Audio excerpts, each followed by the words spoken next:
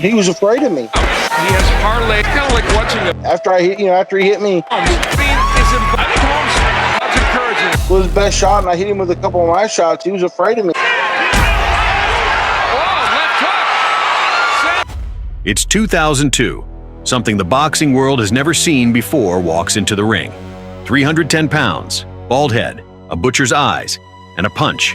A monstrous primal punch that dropped men where they stood. But today this monster didn't come just to fight. Today he came for an answer. Super heavyweight world champion, Butterbean!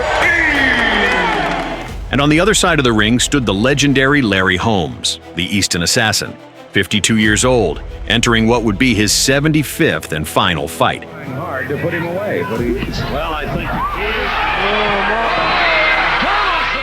The undisputed heavyweight champion who held the throne for nearly 8 years and sent challengers into oblivion 20 times in a row.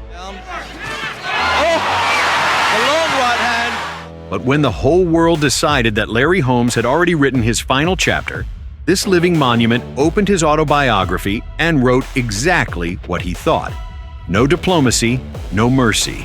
He called fighters like Butterbean a sideshow, a circus, an embarrassment to the sport of boxing.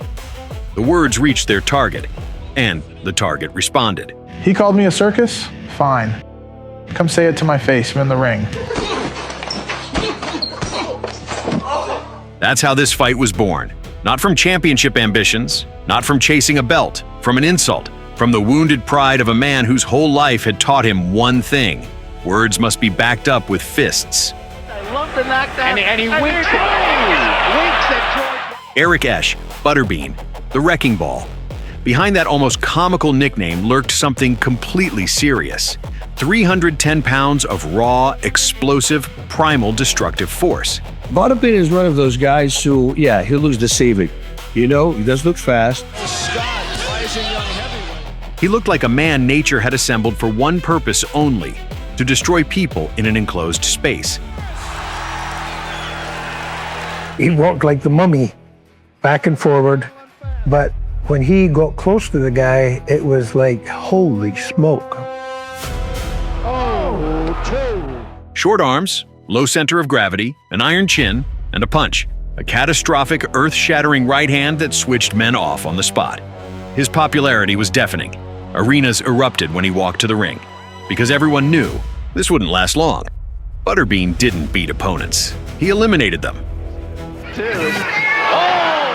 But the Wrecking Ball had one vulnerability every expert knew about. Throughout his entire career, Butterbean had never fought more than 4 rounds. His engine was built for one thing: charge in, destroy, finish. He was a sprinter, and now someone was asking him to run a marathon, 10 rounds, against a man who knew absolutely everything about boxing. Larry Holmes was no longer the champion who had ruled the heavyweight division for years. Age had slowed his body, but it had never touched his mind. The legendary jab was still there, sharp, accurate, and timed to perfection. Holmes had spent a lifetime solving the most dangerous men in boxing, reading them like open books before they even threw a punch. And when a 310-pound wrecking ball named Butterbean stepped into the ring, Holmes didn't see a monster. He saw a challenge he already understood. You know, they contacted me. They tried to do it a 4-round fight, and Holmes didn't want nothing to do with it. He thought it was going to be a quick fight anyhow, but he learned different. July 27, 2002, the Norfolk Scope Arena. The crowd buzzes with anticipation. They came for one thing: to watch the Wrecking Ball flatten a legend. They want a knockout. They want blood. The Easton Assassin radiated an aura of cold, almost contemptuous calm. He had already calculated everything. He already knew how this would end. He has to overcome some jitters. Here we go. Larry Holmes dancing around. Holmes said to us earlier. From the opening seconds, the old champion began his lesson. Jab. Sharp, precise, stinging. Step back. Jab again. Movement. Holmes wasn't fighting Butterbean. He was conducting him. Stopping that living battering ram on approach, driving the left hand into the center of his face again and again. He's 52 years of age. Now, he is 2-0. This guy can hang in there a long time if he's a banger. But Holmes did it with his jab. I think Holmes' legs are defying him a little, and he was hurt by right hand by Butterbean. Just missing there with Butterbean. Butterbean pressed forward. He always pressed forward. It was the one thing he did truly well. By Butterbean. Just missing there with Butterbean. He's having trouble getting off a little bit now. His jab is landing, but not as effective with some overhand rights here. And the legs of Holmes didn't look very steady, which Holmes started out looking like, oh, there's the right. What did it do to Butterbean? There's the jab again. For Larry Holmes. Tries to throw that right hand in behind him. Even, of course, Larry Holmes in the white trunks, the former world champion, 52 years old, against Butterbean. Best thing for Butterbean is that he was able to show Larry Holmes that he was here. Yeah, very good point there. And right now the crowd might think Butterbean loath to rush in. Title of this fight. About a minute left to go. Overhand right misses by Butterbean. Actually, the crowd getting on him a little bit right now. Right now the crowd might think Butterbean got a little respect with the power that he used in the first round against Larry Holmes. There's Holmes showing a decade or so. Larry Holmes, who since he's 40 years old, has a number of times, so he has been the distance as an older fighter, but that wasn't at 52.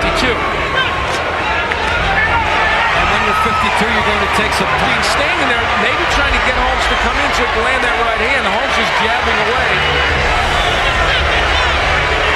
In many ways, this fight being fought in slow motion. Right now it's the anticipation of a fight. Holmes doesn't want to throw the right hand because he knows Butterbean's going to throw it. To come in.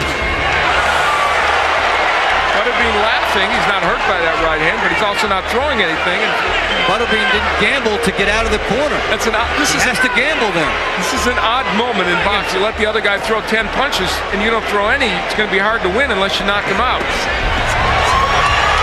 Round two has been an effective round for Holmes because Butterbean hasn't really thrown many punches. It is scheduled for 10.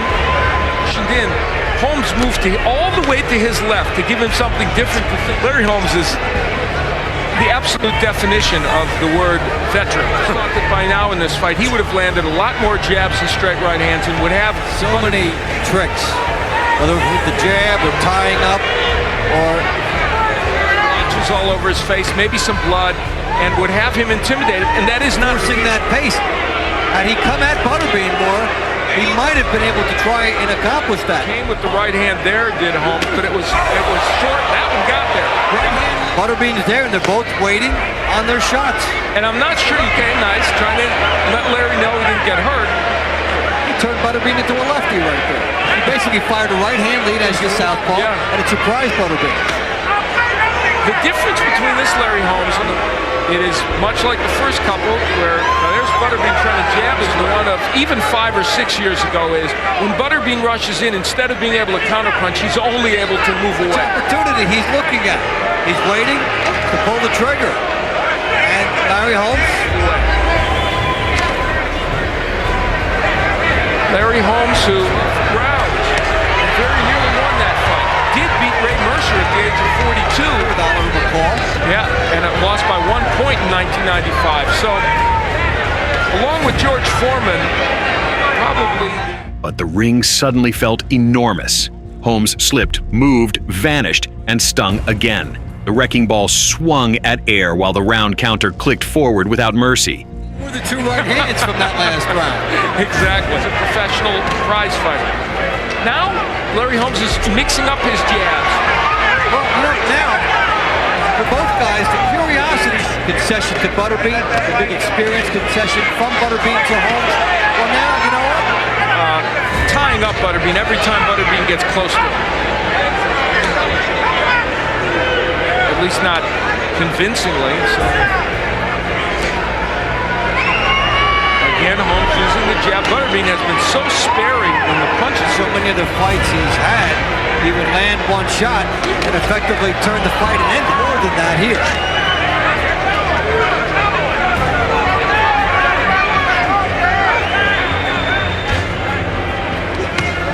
There's a left hook by Larry Holmes. Hey, there's a punch we haven't even seen in this fight. Along with the jab. Under a minute left to go. Holmes controlling this round.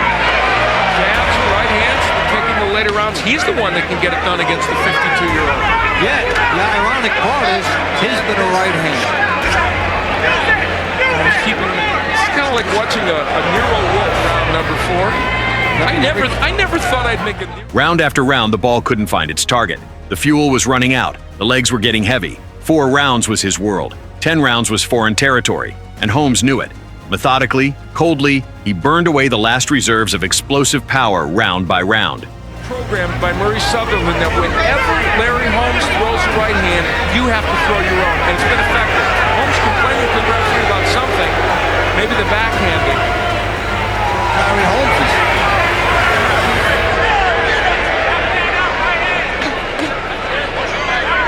Much like the previous rounds, Holmes on the outside landing from time to time. Now starting, there's a little swelling and some redness. Does not bode well for Butterbean, and it makes him have to gamble more. The right eye of Larry Holmes. Here comes Butterbean. He's wailing away now. There's that windmilling. So here in round 5, cut over the eye of Butterbean. Butterbean has looked the lizard beam. That jab is on that left eye. I mean, he's hitting it every time. And at least throw some of those windmill-type power punches that have knocked out other people. The redness is a target. And now they bang heads. And I'm going to tell you what, that's a danger for Holmes. Because the way Butterbean's coming in, the way he has to come in, those heads are clashing. The Easton Assassin was turning the wrecking ball into just a heavy ball, one that no longer rolls, one that barely crawls. Larry Holmes.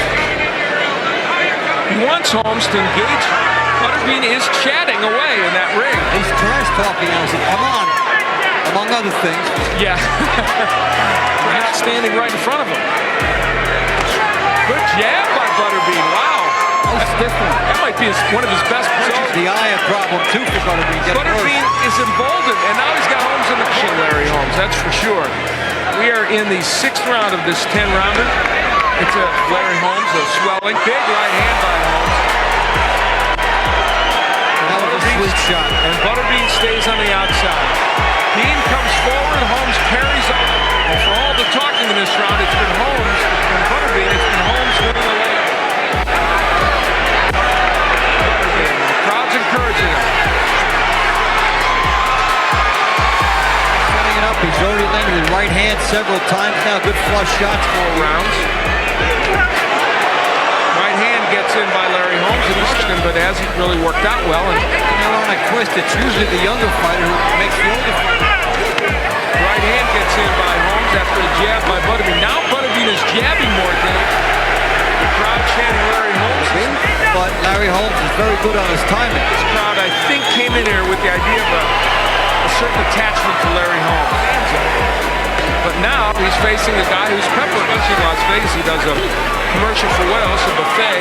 Has the movement, has the right hand behind it. He has parlayed his 4-round ring skills. For Butterbean, he has to close ground cheaply and then try to get off. And all the rest of it. Lost in this is this 52-year-old guy finds a way to pepper him with the jab and the straight right hand. It's not bad for this against the top heavyweight, but nevertheless, he's able to do it here. Further than Butterbean might have. For Butterbean, a fighter that could have that statistic. Nice right hand by Holmes. No reason not to go for broke. You can get a lot out of the fight by swarming, by being in it, by firing punches, however it works out. Better to lose by a knockout in which you took a stand. The worst scenario. Is doing a good job because he doesn't rush in to break the fight. Many referees these days don't do that. Almost halfway through this round, there's Butterbean rushing in.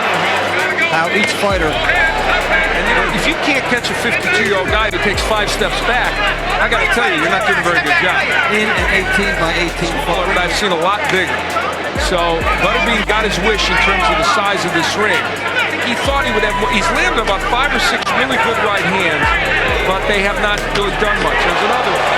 To watch Butterbean has to reload and then fire in there.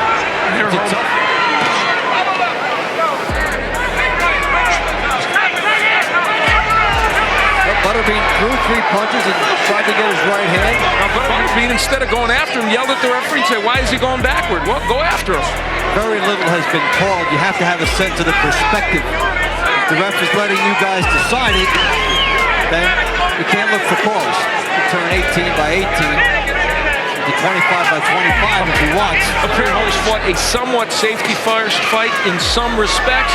That's true. Yep. But it isn't like he's Dirty fight. There haven't been low blows. The whole thing for this fight for Butterbean was, could he catch Larry Holmes? And he hasn't been able to. Could he hit him with something? Could he avoid these jabs and straight right hands? And his focus really needs to be right now getting on the inside. And he's close. He's in the 9th round. He's never been that far. He just took a big right hand from Larry Holmes. Is Holmes emboldened enough to go after him a little bit? Butterbean, he takes 2 steps back and then lands the right hand. So Larry Holmes is looking a little bit like the Larry Holmes of old. And of course, if you ever wanted a perfect foil for that, Butterbean. And the guy you needed against has so many different ways to fight. Trying to back Larry Holmes up. The left hook comes up a bit short, and the right hand is knocked down. But in the 10th round, the moment the crowd had been waiting for finally arrived.